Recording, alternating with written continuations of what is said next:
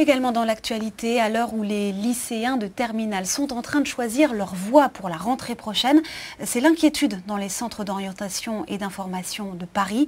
La ville ne veut plus mettre la main à la poche. Chaque année, pourtant, 20 000 jeunes fréquentent ces centres. Leur directeur était reçu aujourd'hui au rectorat. Didier Morel, Emmanuel Hunzinger. Mars, c'est souvent la période où l'on pense à son avenir. Ce lycéen a pris rendez-vous dans ce centre d'orientation. Un service public et gratuit à destination des 160 000 élèves du secondaire. Généralement dans les lycées, il y a une conseillère d'orientation qui est là maximum 2 jours par semaine. Donc c'est pratique d'avoir un centre où il y a des conseillères chaque jour.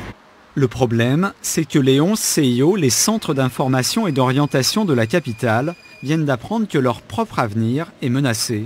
En cause, une économie de 46 500 €, habituellement versée par la ville pour le fonctionnement de tous les centres liés au département de Paris.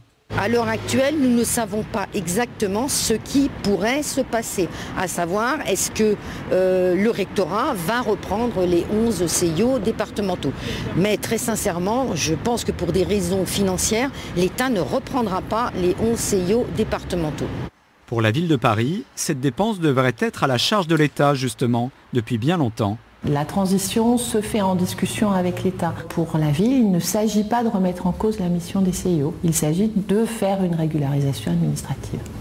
Mais pour cette élue du Conseil de Paris, elle-même de métier conseillère d'orientation et psychologue, cette décision est irresponsable. C'est extrêmement grave parce que ça veut dire tout un tas de publics, les jeunes primo-arrivants, les jeunes en situation de décrochage scolaire, les jeunes et les familles pendant toutes les périodes aussi de petites vacances, toute une diversité aussi de publics qui vont plus avoir accès à ce service public. C'est inacceptable.